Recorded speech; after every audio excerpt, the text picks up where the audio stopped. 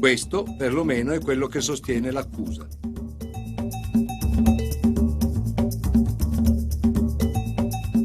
Nel 2003, presidente di turno per 6 mesi al Parlamento europeo, esordì a Strasburgo con uno show che lasciò tutti prima esterrefatti e poi allibiti. In quell'occasione furono manifesti i tratti del suo carattere e si vide quello che l'uomo avrebbe voluto fare se avesse potuto. Dopo aver letto un testo generico sui programmi della sua presidenza, venne data la parola ai rappresentanti dei gruppi parlamentari. Martin Schulz, tedesco, portavoce del gruppo socialista, gli pose delle domande molto precise. Herr Präsident, meine Damen und Herren, ich wende mich zunächst an den Kollegen Pöttering. Der Kollege Pöttering hat in geradezu euphorischer Form die Kompetenz auf der Ratsbank, die aus Italien hier angereist ist, gelobt.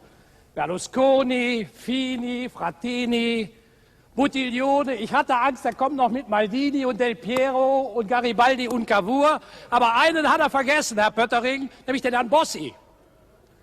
Das ist auch ein Mitglied dieser Regierung. Und die kleinste Äußerung, die dieser Mann macht, ist schlimmer als alles, wo dieses Parlament Beschlüsse gefasst hat gegen Österreich und die Mitgliedschaft der FPÖ in der österreichischen Regierung. Über den müssen wir dann ja auch mal reden. Und Sie sind nicht verantwortlich, Herr Ratspräsident, für den Intelligenzquotienten Ihrer Minister. Aber verantwortlich für das, was die sagen, sind Sie schon. Und die Äußerungen von Bossi, Ihrem Minister, was die Einwanderungspolitik, die Sie ja in Ihrer Rede erwähnt hat, angeht, diese Äußerungen sind in keinster Weise vereinbar mit der Grundrechtecharta der Europäischen Union.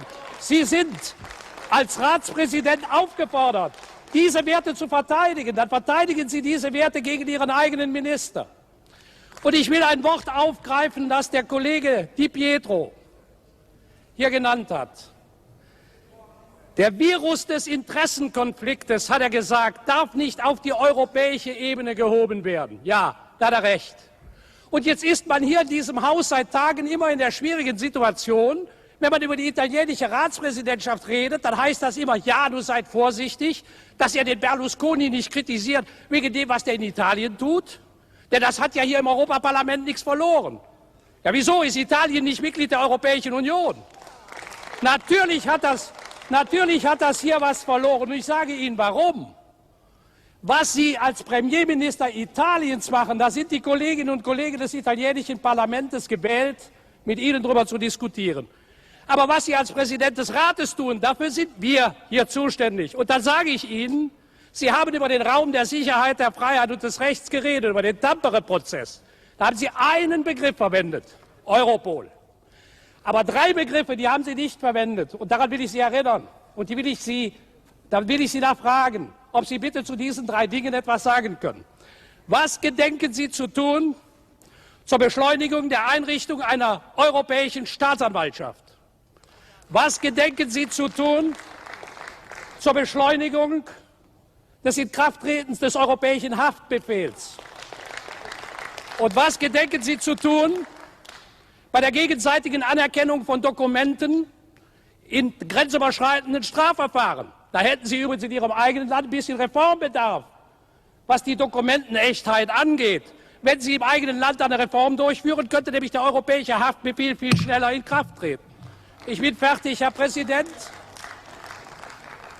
Ich freue mich trotzdem, dass Sie heute hier sitzen und ich mit Ihnen diskutieren kann. Das verdanken wir nicht zuletzt Nicole Fontaine. Denn wenn Nicole Fontaine es nicht so gut geschafft hätte, die Immunitätsverfahren Berlusconi und Dell'Utri, ihres Assistenten, der heute ausnahmsweise mal anwesend ist, so lange zu verzögern, dann hätten Sie die Immunität, die Sie brauchten, nicht mehr besessen. Auch das ist eine Wahrheit, die an diesem Tag hier gesagt werden darf.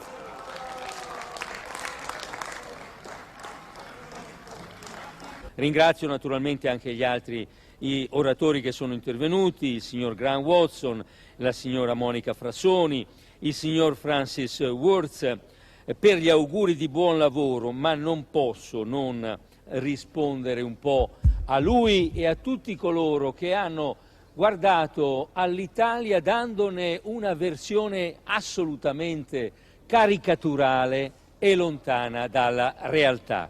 Io li invito a venire a godere di qualcosa che il governo Berlusconi evidentemente non è riuscito a negare, cioè al sole, alla bellezza, ai 100.000 monumenti e chiese dell'Italia, ai 3.500 nostri musei, ai 2.500 siti archeologici, alle 40.000 case storiche dell'Italia che non siamo riusciti a distruggere in questi 2 anni. Signor Schulz, so che in Italia c'è un produttore che sta montando un film sui campi di concentramento nazisti. La suggerirò per il ruolo di Capò. L'Italia quindi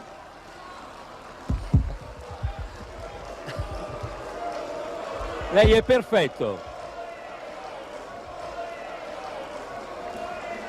Sul conflitto di interesse a cui molti hanno fatto riferimento, bene, forse non avete la conoscenza del fatto che in Italia i giornali, ma soprattutto le televisioni che ancora appartengono al mio gruppo e alla mia famiglia, sono tra i nostri più decisi critici. Perché? Perché evidentemente vi manca il sole dell'Italia, non siete venuti e non avete mai acceso una televisione italiana. Perché dovreste sapere, e molti di voi vengono dal giornalismo, dovreste sapere che ogni giornalista ha come massima sua preoccupazione quella di apparire indipendente nei confronti dei suoi colleghi, e questa indipendenza lo porta ad essere ogni giorno critico nei confronti di colui che considera il padrone. Se questa è la forma di democrazia che intendete usare per chiudere le parole del Presidente del Consiglio europeo, vi posso dire che dovreste venire come turisti in Italia, ma che qui sembrate turisti della democrazia, dei turisti della democrazia. Un appunto sulla immigrazione. Sono stato 6 anni capo dell'opposizione in Italia, non mi fa paura con questi interventi. Ho l'abitudine ad essere contraddetto.